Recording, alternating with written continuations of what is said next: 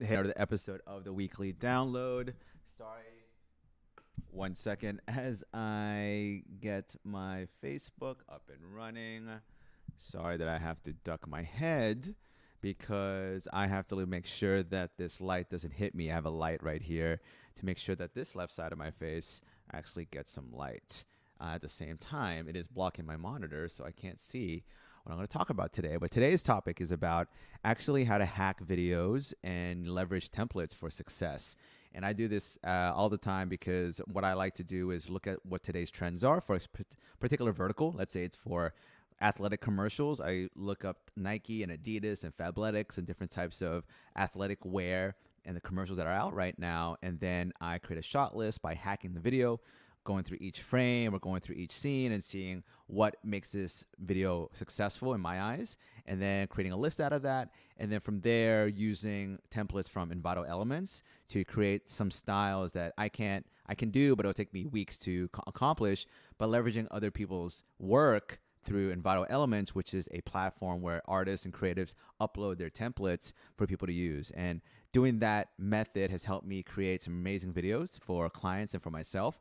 And I want to share that with you. And so, the first thing that I would have to say when you are trying to create a video is that you always have to know what the tone is. Is it going to be funny? Is it going to be serious? Is it going to be action packed? Is it going to be slow? Whatever it is finding out what your tone and what the style of the video is. Now, it's for a client. This is when the creative brief comes in. And this is when you ask the client, what type of video would you like? Do you want a funny video, a slow video, a serious video, a fast video, what kind of video it is? You have to put that on paper, and that you both have to agree on what the tone is, what the style is, how's the video going to look. Best way to do that, reference videos. I always say that clients who send you reference videos, it really gives you the opportunity to see what the blueprint is, and also the clients, they know what they want at that point. Sometimes when they ask you, hey, just figure it out on your own, I don't like that because it's a back and forth of, do you like this video? Do you like this video? Do you like this video? At the end of the day, it's all about making sure you both know that this is the style and this is the tone. And so once you figure that out, it's really looking online to see what's trending in your vertical or your industry. So let's say it is an app for a Yelp killer, or a app that's going to review restaurants and bars or whatnot. So what I would do is I would go on different sites that have blogs that are talking about the biggest apps that are out right now. I'll look at these apps websites, and I'll look at their YouTube channels and Instagram and Facebook ad library. Great resource. If you go on Facebook ad library, you can see what the ads are that a certain company is putting out there. You can see what they're spending money on. And another platform that I use is iSpot.tv. What that is that it is a list or a database of all the spots or all the commercials around the world. And so you get to see like Nike commercials, McDonald's commercials, and these biggest commercials from the biggest brands. And it helps you look at what is possible with millions of dollars, and you can actually achieve that just on a lower scale using templates, and also just a very creative processes where you can have a camera with the right lens and the right color correction and the right editing. You can actually make a really great commercial look amazing for $1 million that only really took $5,000. And that's why I love these templates on Envato Elements. So Envato Elements is a platform where creatives and artists actually upload their own templates. And so if you want some sort of cool photo montage or slideshow, people actually upload templates to Envato Elements, and then you can download that template and you can open up in Premiere or After Effects, and then you just have to plug and play. And what's great about this is that it takes so much time to come up with these slideshows or these intros or whatnot. It's almost so much better if you could just get someone else to do it for you. And so it's almost like you're hiring someone to create this work that's going to help you actualize this vision that you have for your client or for yourself. And so what I like to do is that when I am looking at these different videos on iSpot TV or on YouTube or on Vivo, if it's a music video or whatever it is, I create a list of all the shots that inspire me that I think is really cool, and also the template of the video or the formula or the sequence of shots and the small little things in between. Like, are there moments where they have a slideshow or they go vertical? like they're in TikTok, or they use this type of lens flare, whatever it is, you create a shot list of yourself, and then you kind of break down what you want in your own video. And then you use Envato Elements as kind of a way to leverage other people's talent and to actually create these awesome videos, whether it's an intro, photo montage, lower thirds, text animation, overlays, stock footage, whatever it is. You can utilize this platform in order for you to actually create a pretty awesome video without having to create your own lower thirds or animations or lens flares and get this footage where you can just buy for stock footage. And so I like Envato Elements as the best way to kind of create the best looking video without having to hire people.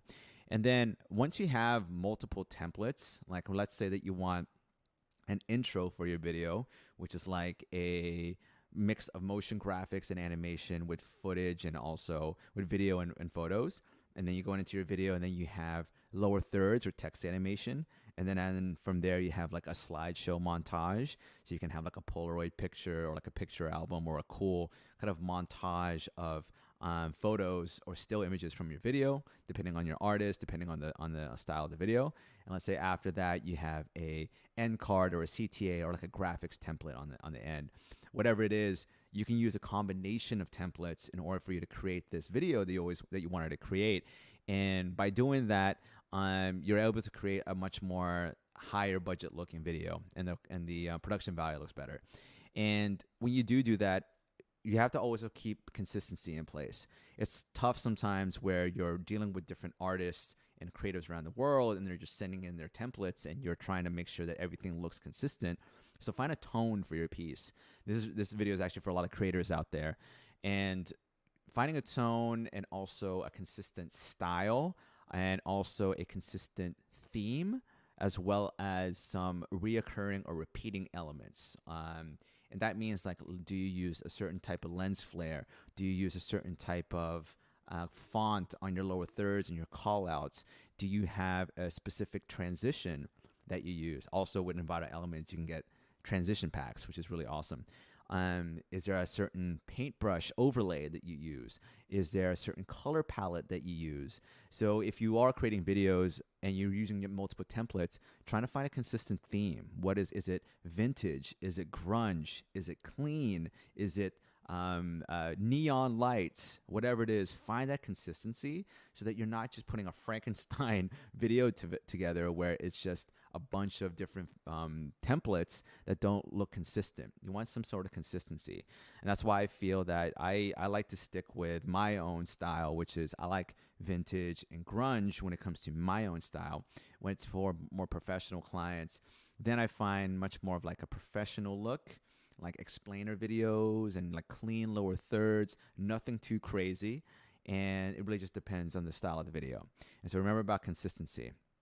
And when you start putting everything together, also remember what your main software competencies are at. Are you an After Effects person? Are you a Premiere person? Do you know Photoshop? Do you know Illustrator? It's usually based around Adobe and also Final Cut and Apple products. And you have to know also when you're searching for these templates, the programs or the software that you need in order for you to use them. And so I like to also keep things all within Premiere because I hate going back and forth from After Effects and Premiere because it's just a lot of time wasted in between. Although I know how to use After Effects, and I love After Effects for short videos or explainer videos that require a lot of layers and motion graphics. But if I can just put the main video on Premiere and use After Effects for small moments or mini moments in between, that's the best for me. So I always look for Premiere templates, and if it's not available in Premiere, I get After Effects. And so that's how I put everything together. Really is just knowing what your tone and your style is, what kind of video you're creating, hacking your competitors by looking on trends on Instagram, on Facebook, on YouTube, iSpot TV, Facebook ad library, and then creating a shot list after that, seeing what inspires you. You see what you feel is successful and what you would like for your video. Then using Envato Elements as looking for different templates so that you can create really high quality video montages and sequences without having to hire people or do it yourself. And then from there, creating consistency with a consistent look, a theme, or a style. And then from there, putting it all together using the right software that's right for you. And a bonus tip too is that I like to put a overlay on top of everything.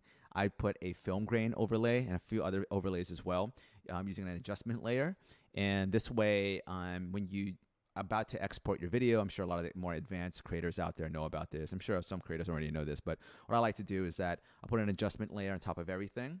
And then that adjustment layer, I will color correct everything in between just to get some few tweaks. And then you have like a main like adjustment layer where you can either lift up the shadows, put a blue tint in the shadows, put a warm tint in your shadows, or putting a creative filter on top, or doing whatever you want so that all the shots in beneath that get affected, so that if you have different templates or different stock footage or whatnot, at least there's some sort of consistency. Then I throw on a film grain on top of that, and then I use overlay or a blending mode or a screen blending mode, and that has this consistent look to the whole video. That way, if you have like stock footage or other footage, and they don't look like they're from the same camera, I find that throwing some kind of film grain on top, maybe 50% opacity, it keeps some kind of sort of consistent look. And if you want to put a vignette on top or throw on more overlays, depending on like if you want textures on top, if you want like a grunge texture or whatever texture you want on top, this is when you can start getting creative and then creating some sort of a consistent look by using an adjustment layer or other overlays that affect all shots in your video. All right, so that got a little technical, but this is for the creators out there who want to create videos that are high quality, high production value, but on a low budget by leveraging Envato elements and other templates, and then also hacking other people's videos in order for you to create something that looks professional that people like and is trending out there. So hopefully you learned something today and this was helpful. And again, if you know anyone that would find this video or my videos helpful, please like, comment, and share. If you have any questions, comment below or email me at mitchel@thecreativehaven.com. I appreciate you for always coming in every single week, and I will see you next week. Thanks so much.